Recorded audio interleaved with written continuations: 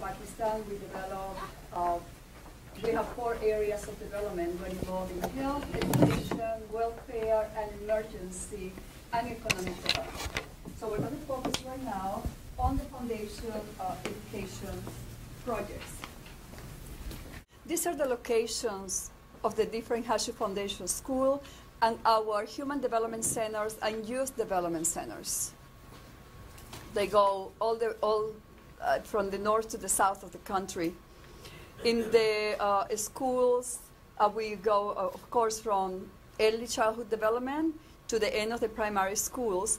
Then we have human development resource centers where we teach young people life skills.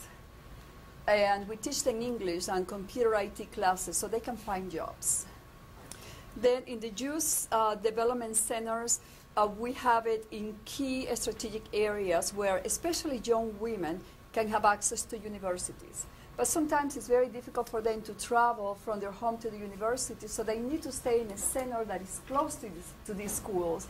And the foundation is very well trusted in the country, so the families will allow their daughters to go to our youth development centers.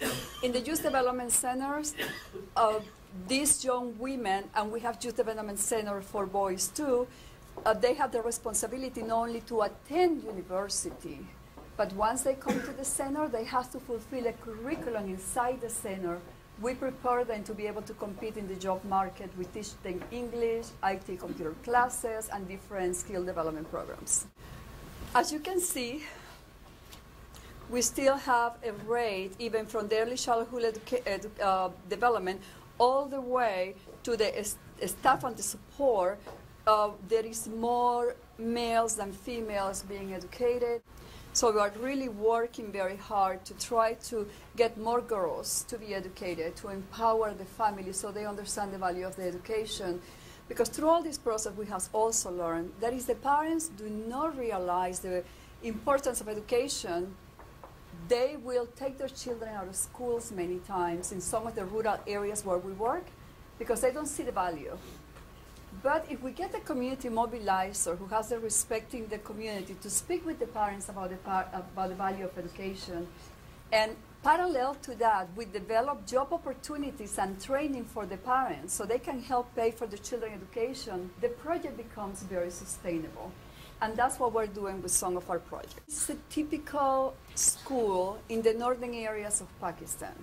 Just to give you an idea where this is up in the Himalayas, frontier of China, India, and Afghanistan. We have several schools in this area. This is an area recognized for being a male-dominated area. So we've been working very hard to help the girls go to school. Of course, this is beautiful fauna mountains that you see in these pictures are no longer. Villages have been swept away by the rain, and there is no vegetation. Everything is destroyed.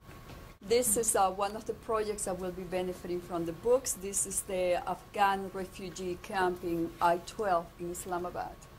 So this is how these children are learning. They have built some kind of a wall. You see a child that is looking through the window. There is no enough space for the children. The United Nations is helping us because they're partnering the project with a German agency to build a building for these children. There are 3,500 people in this compound.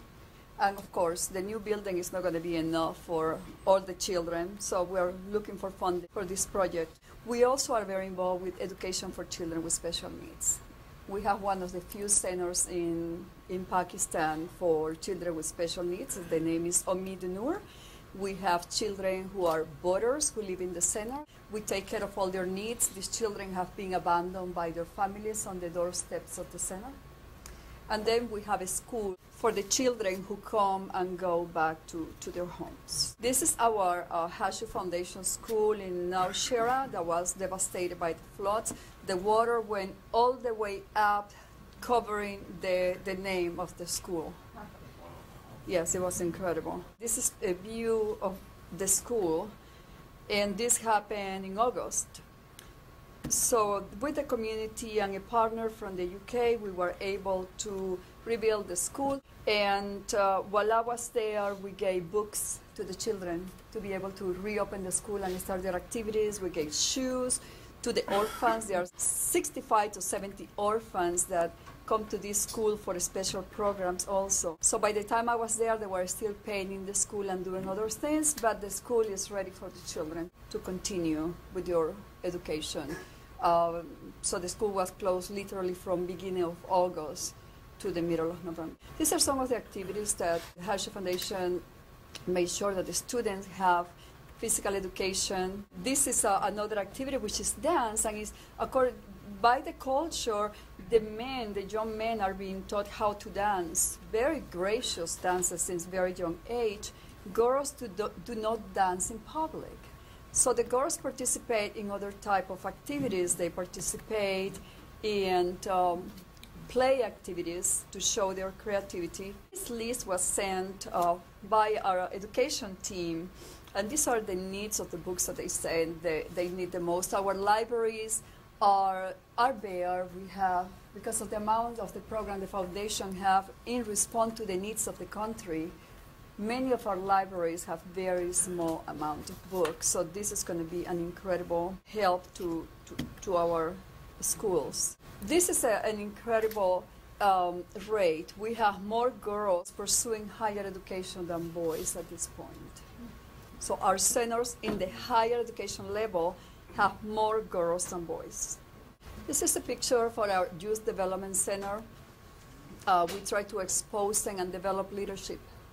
In a country with so many million people, you really need to be special, have special skills to be able to compete in the market and to be able to be a leader, to be noticed. So we're working a lot of leadership skills and life skill developments. This is a professor from the Karakoram University, which is the only university in that part of the country up in the mountains. So he's teaching an English class at this point. These are the young voters at the Youth Center for Boys, reading newspapers and reading books in their free time. These are the girls in the Youth Development Center, of course, doing homework and using books. I have a short video where they asked me for two things. They said, when you come back, we want two things from you. They say, we want books from the library. The second thing they asked me was, they say, we need you to send us a bus from the United States. We're 150 of us, and we have a very small van to transport all of us. So the van has to make so many trips, and it's always full. So send us a bus. So I said, okay. As part of our education, we also train teachers. We train our own teachers, but we train teachers for other schools and for other organizations also. Are there numerous dialects in Pakistan like South Africa? Yes, there are numerous dialects. As a matter of fact, I was traveling with my team to visit one of our projects in the northern areas, and every village we went, we have to have somebody who could translate because they're same. So there are many dialects. But the most interesting thing is that all these wonderful people, they all want to speak English. So we all want to be able to read, they want to communicate. People ask me, you go there, you don't speak Urdu, how do you communicate? Let me tell you, it's the most fascinating experience. I do everything I can, I make a fool of myself, it doesn't matter, I do what it takes. They do what it takes too. So indeed, we do communicate very well. Of course, they are translators, but it's just the effort, the human connection, that chemistry that make you, it doesn't matter what it is. I have never said, I don't understand what they want. We find a way to fill that gap. So in our schools, this year so far, in Pakistan, the year goes from July 2009 to July 2010. That's our fiscal year. So far, in our school programs, our 13 schools, we have 1,563 students. In the early childhood program, 206 teachers trained in our projects, and 347 youths between females and males that take part of our programs, and 1,363 young people trained in employable skills. We train young people in hotel management training program because the foundation is associated with hotels. So we train the students, the hotel facilitate as in kind all the process, and then the hotel hire the students And if we don't have, if we cannot hire the students, the hotels cannot hire the students, we, through the network of hotels in the country, make sure that these students will find a job. Thank you very much. I have a couple of profiles for the foundation on the table. Aside from our education programs and empowering programs, we have flood intervention programs that are things that we're doing to help the country get over these problems with the affected floods. So thank you so much for everything you do, for your contribution, and I am so glad and thankful that we are the first organization as a recipient of the books in Pakistan.